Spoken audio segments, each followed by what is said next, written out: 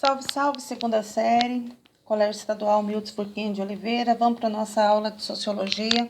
A gente vai falar sobre grupos e agrupamentos sociais. Eu gosto muito de falar sobre esse assunto. A função da Sociologia, uma das funções da Sociologia, é estudar o comportamento humano.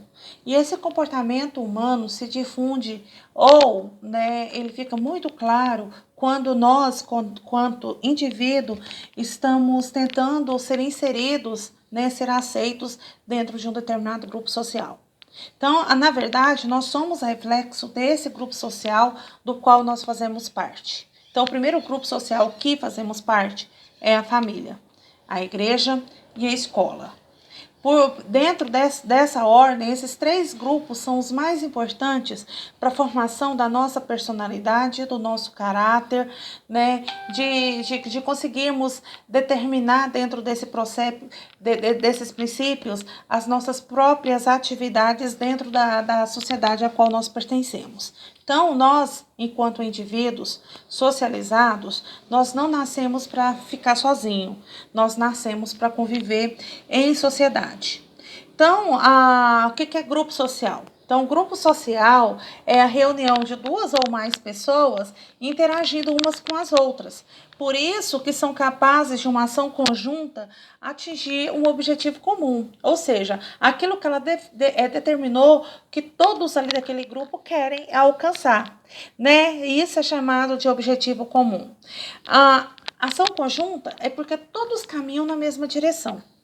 Todos pensam e trabalham de forma parecida. Por isso que é considerada uma ação conjunta. Os grupos sociais, eles têm algumas características. Então, a pluralidade dos indivíduos, ou seja, o coletivismo, existe muito mais que um indivíduo, 3, 4, 5, 10, 15, 20, isso é a formação de um grupo social. A interação social, ou seja, como esses indivíduos comunicam uns para com os outros, até a forma da gente conversar dentro desse grupo tem uma característica própria, A forma como conversamos no colégio é diferente da forma como conversamos, com os amigos na esquina. Por exemplo, com os amigos ali na esquina, nós podemos usar muito a questão da gíria. No colégio, se eu for apresentar um trabalho e eu começar a usar a gíria, o professor vai me tirar nota. Por quê? Porque existe um método científico, um método adequado de comportamento dentro do grupo a qual você está ali fazendo presente naquele momento.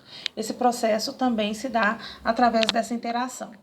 A organização, ou seja, como esse grupo funciona, a objetividade e a exterioridade, ou seja, como que a pessoa entra no grupo, se ele já existe, se o indivíduo sair do grupo, o grupo vai continuar ali existindo, Isso é chamado de objetividade e exterioridade.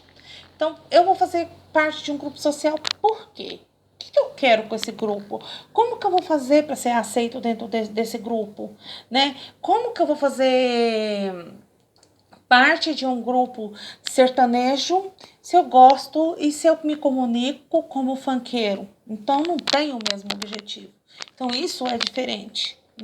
Então, para me fazer parte de um grupo, eu tenho que me comportar parecido com aquele grupo, porque é exterior a mim, já é determinado pelo próprio grupo, então eu tenho que me comportar de maneira adequada àquele lugar que eu quero pertencer. O objetivo comum é a união do grupo. O que eu quero com isso? Consciência grupal, o sentimento de nós, não existe eu nesse caso, o compartilhar o agir, o pensar, as ideias, para que esse grupo continue junto, e a continuidade, que ele não seja momentâneo. Então, ele tem que durar muito tempo para ser considerado um grupo humano, um grupo social. Então, se eu perguntar para vocês de características, eu quero saber da pluralidade dos indivíduos, eu quero saber da interação social, da organização, da objetividade, da exterioridade, do objetivo comum, da consciência grupal ou sentimento do nós, e da continuidade. Então, ele não pode ser passageiro. Se for passageiro, não é considerado um grupo social. Esses grupos sociais, eles são classificados de duas formas. Classificado como grupo classificado como grupo primário, né, secundários ou intermediários. Então, são 3 classificações para esses grupos sociais. Os grupos primários é aqueles que predominam o nosso contato primário, ou seja, a nossa relação próxima, muito próxima, né? E isso é chamado de grupo primário. O que são esses grupos primários? São aqueles grupos que pessoalmente eu me relaciono, né? Eu determino a minha relação direta. São as pessoas da minha família, as pessoas da sala de aula, aqueles amigos mais próximos, aqueles vizinhos mais próximos que eu sempre estou ali com eles. Isso é chamado de grupo primário. O que é um contato direto? Eu tenho contato com a outra pessoa pessoalmente. Isso é um contato direto. E também tem elos de sentimentos que ligam esse determinado grupo. O grupo secundário são mais complexos. Igreja, Estado, aí nós temos o contato secundário. Ou seja, não tem necessariamente um elo sentimental ligando o grupo, mas tem compromissos sociais que ligam esses grupos. Por exemplo, vamos supor que você seja católico, toda missa, né, de domingo, 7 horas da manhã, aquele mesmo pessoal está lá na igreja para o mesmo objetivo. Isso é um grupo secundário. Você não conhece todo mundo, mas tem uma regulamentação. E todo domingo você está ali com aquelas pessoas. Ela é formal, ela é direta, mas sem intimidade, né? Por isso que é chamado de grupo secundário. Já os intermediários são aqueles que alternam ou se complementam de 2 formas de contatos sociais. Ela pode ser primário e pode ser secundário. Por exemplo, a escola. Se você pegar a sua sala de aula, ela é primária, porque você está ali relacionando com todo mundo. Mas quando você pega, né, um evento que envolve toda a escola, que você não relaciona com todo mundo, não tem proximidade com todo mundo, já é um grupo intermediário. Ou seja, você tem relação com alguns, mas não tem relação com todos, né? Esse seria o grupo, né, dentro desse processo. Aí, ele tem um mecanismo de sustentação, né, esses grupos. Primeira coisa, liderança, que é a ação exercida por um líder, aquele que dirige o grupo, né? É a primeira forma desse processo. Os grupos sociais também têm outra forma de organização dentro desse processo, os agregados, né, que são outras formas de agrupamento social. Aí nós temos a reunião de pessoas que mantêm entre si, no mínimo a comunicação e relações sociais. Podemos destacar a multidão, o público e a massa são chamados de agregados, né, nesse processo. A multidão é um exemplo desse processo. É um grupo de pessoas observando um determinado incêndio, um grupo de pessoas que foi assistir um show, um grupo de pessoas que participou de uma manifestação, se reuniu ali por algum motivo, terminou aquele motivo, foi embora, né? É desse processo. Então, muitas vezes, quando eu peço uma características desse tipo de agregado, que é a questão da multidão, então nós temos a falta de organização, nós temos o anonimato, que nem todo mundo conhece todo mundo, as pessoas não se relacionam umas com as outras, mas tem um objetivo comum. Se reuniu para aquele evento ali propositalmente. Os objetivos, mas tem a indiferenciação. Todos são iguais dentro daquela multidão e não há espaço para manifestar diferenças individuais. Vou no show da Marília Mendonça. Estou lá assistindo o show da Marília Mendonça. Mas eu gosto do Capital Inicial. Eu gosto do Capital Inicial e não sei nadinha do Marília Mendonça, mas eu tô lá no meio do público do Marília Mendonça. Como que eu vou cantar Capital Inicial? Então não tem como, né? E isso seria o quê? A indiferenciação. E a proximidade física, né? Os componentes da multidão ficam em contato direto umas com as outras, mas não estabelece relações diretas. Ou seja, terminou aquele evento, cada um vai embora. Ele é temporário. Já o público, ele é um agrupamento de indivíduos que seguem o mesmo estilo. Ele não baseia em contato físico, mas na comunicação recebida através de diversos meios de comunicação. Por exemplo, o Jornal Nacional é o melhor exemplo disso. Milhões de brasileiros assistem o Jornal Nacional na mesma hora, cada um na sua casa. É um público, entenderam? Então, eles não têm contatos uns com os outros, né? Eles é diferente da multidão, que a multidão tem que estar presente em um determinado lugar. O público nem sempre tem que estar presente num determinado lugar. Se eu for num show, é uma multidão e um público ao mesmo tempo, tá?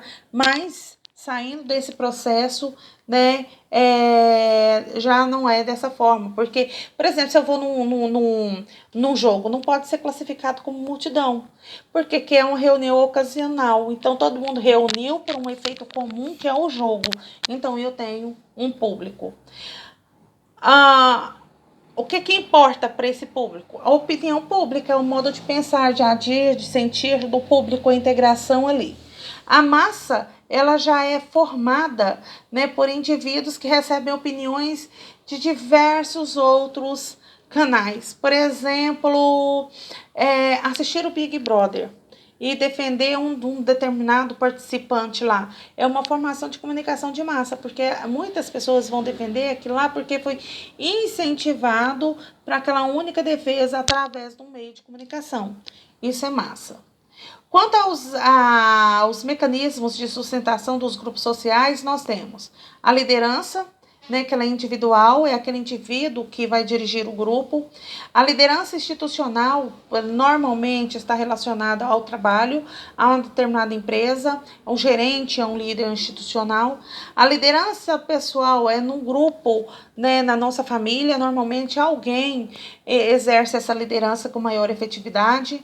As normas sociais são as regras de conduta. Sanção social é as regras que não foram cumpridas daquelas condutas, aí você acaba sendo punido. A punição é chamada de sanção, tá? Os valores sociais, elas vai variar de acordo com o grupo que você pertence, de acordo com como as pessoas verificam a vida, a região, né? Esses valores sociais, mas está relacionado à questão de normas, tipo de vestimenta para determinada ocasião, tipo de falar para determinada ocasião, né, para você não ser isolado, excluído. Símbolos, né, que dá significado atribuído àquele determinado grupo, por exemplo, um grupo social, um grupo torcedor do Flamengo. Então, quais são os símbolos que ali vai identificar as pessoas que pertencem àquele determinado grupo, né? Por exemplo, entre o casamento, um símbolo bastante usado é a questão da aliança.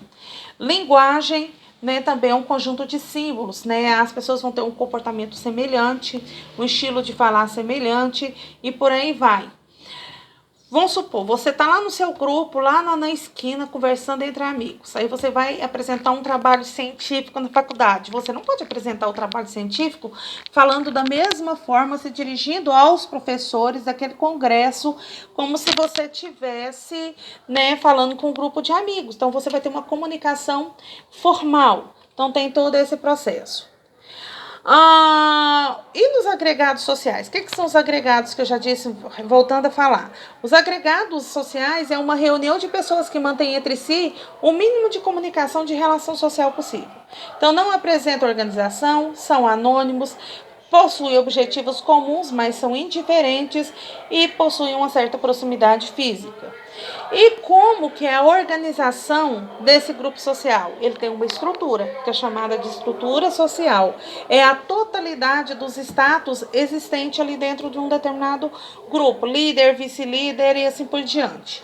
Organização social é o conjunto das ações da qual você pertence a aquele determinado grupo. São realizadas quanto aos membros do grupo que desempenham os papéis bem definidos dentro desse próprio grupo, né? Então, se você não, né, gosta do grupo, então você não tem que se interagir nele. Por quê? Porque você não faz parte da organização social daquele grupo. Então, assim, os grupos sociais a qual nós participamos tem que ser aqueles grupos que nós temos afinidade, né? E isso é classificado como grupo social. Ele tem um objetivo, ele é frequente, você estabelece relações, né, sociais chamadas de relações diretas. Então, você tem vínculo, tem algo que te ligue naquele determinado grupo. Por hoje é só, qualquer dúvida é só chamar. Tchau, tchau, gente.